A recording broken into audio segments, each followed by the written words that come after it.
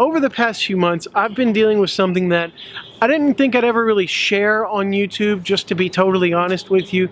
But I figure it's time. It's time to share because it's something that's affected a lot of people in the past and it's probably going to affect a lot of people in the future.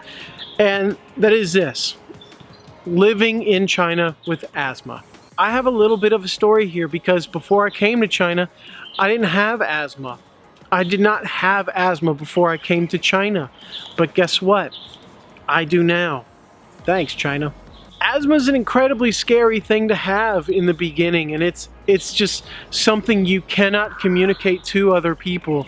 That sensation of just like there is some enormous person sitting on your chest and you cannot breathe, and you get the tingles and the pain and stuff in your arm and then up around your thing, and you think you're having a heart attack, and it's incredibly scary. And just not being able to breathe, it's a terrifying feeling. So people who have asthma who are watching, they know that this is serious business. China's air is awful. It's really bad. Everyone knows that every major city in China pretty much is just shrouded in smog. Although people who live here know that some days, of course, are better than others. And you know, you can go a long time without seeing a gray sky, but sometimes you can also go a long time without seeing a blue sky too. So sometimes they're better than others. So, and that applies to your asthma as well. Sometimes you are going to need this during the day. Some days you'll use it every day, and then you'll go weeks without having to use this, and it's great. And in China cities, asthma is becoming more and more of an issue because of the air, because of the pollution. And in some cities, I have a link down below, I should anyway, and in some major cities in China, the asthma rate among kids is up to like 11%, which is a big number, 11% of kids. So that is a really sad thing, but if you have asthma and are coming to China, they can totally help you out with it. They can give you the medicine that you need to do it. So I'm gonna move out of the way here, see if this can focus on my, focus. Okay, well, it's not gonna focus. You can get the medicine you need. I got this in China and it works just fine. I have a puff and I'm good. And it's not really an issue. And of course, it all depends on where you live. If you're coming to China for the first time, Beijing, of course, has awful, awful air. I used to live in Tianjin, right next to Beijing. And that's when my asthma started to first arise. Generally speaking, you're going to want to stay out of northern China. Southern China is the place you're going to want to be. Northwest China, it's really cold, really dry air in the winter, bad for asthma. Northeastern China, a lot of factories.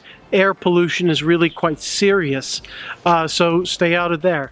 Now, you'll want to stay in southern China and southeastern China. If you want me to get a little bit more specific, you could think about Hainan province, or you could go to somewhere like Guangdong. Okay, Shenzhen has great air for a major city.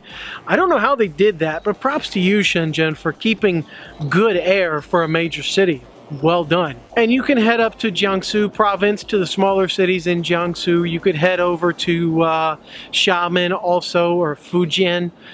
Those provinces are generally speaking gonna be okay for those people with asthma because they are coastal cities and the air is humid, so you don't have that dry air.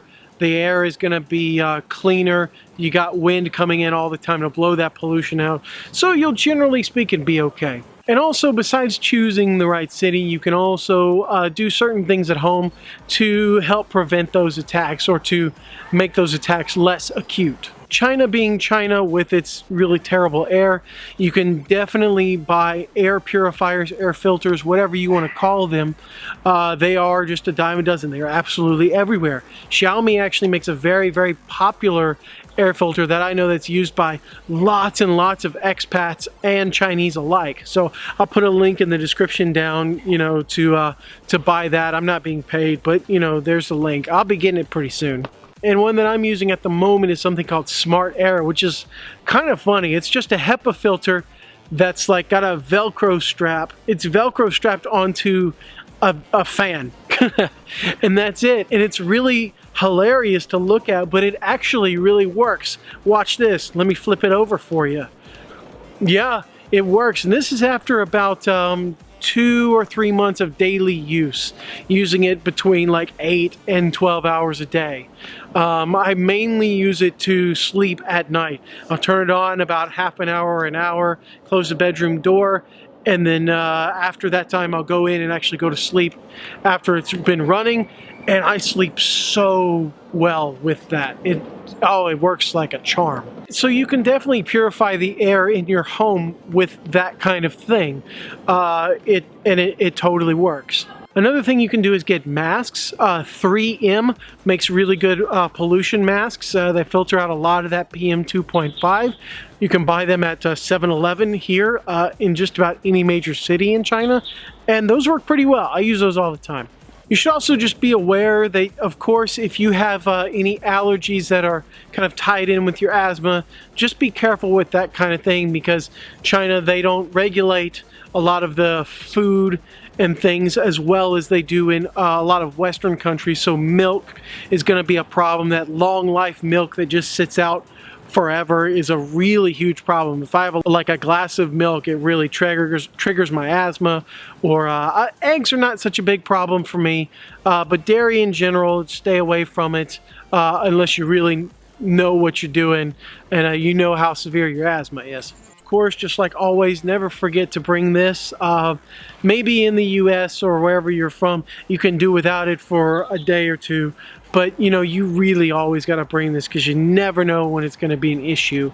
I definitely don't use it every day. I don't even use it every week or even every couple of weeks. But when I do, it's quite serious. So just, you know, yeah.